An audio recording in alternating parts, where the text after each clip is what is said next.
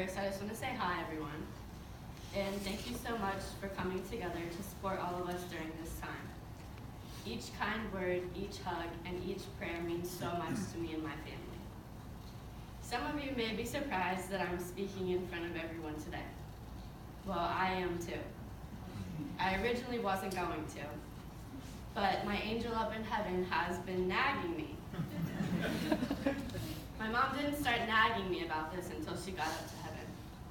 Some of you may be able to ignore your mother when she nags you to clean your room or something like that, but trust me, you cannot ignore a nagging mother who's in heaven.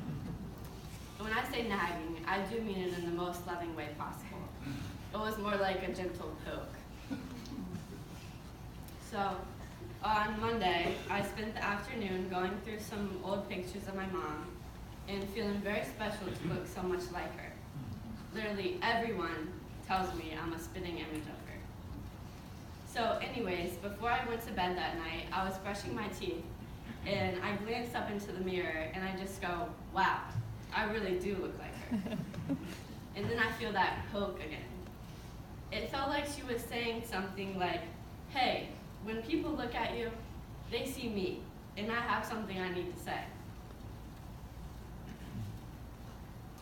And I'm just like, really? I have to go up there in front of all these people and say something? She's like, yeah. And then, so then right then and there, I knew my mom had a message for me to pass on.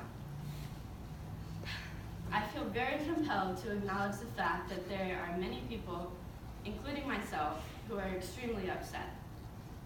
But if you really knew my mom, you know that she would not want you to carry this sadness with you every day. So there's a short poem that I'd like to read. It's on the inside of these little pamphlets.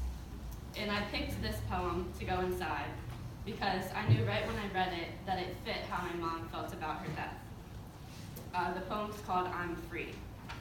And it says, don't grieve for me, for now I'm free. I'm following the path God laid for me. I took his hand when I heard his call.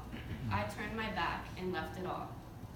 I could not stay another day, to laugh, to love, to work, to play. Tasks left undone must stay that way. I found that peace at the close of the day. If my parting has left a void, then fill it with remembered joy. A friendship shared, a laugh, a kiss. Ah yes, these things I too will miss. Be not burdened with times of sorrow. I wish you the sunshine of tomorrow. My life's been full, I savored much. Good friends, good times, a loved one's touch. Perhaps my time seemed all too brief. Don't lengthen it now with undue grief. Lift up your heart and peace to thee. God wanted me now, he set me free. One of my favorite lines says, if my parting has left a void, then fill it with remembered joys. I know each of you, just like Andy, has a funny story to tell that involves my mom. I want to encourage you, and my mom does too, to remember the happiness. Fill the void with happy memories.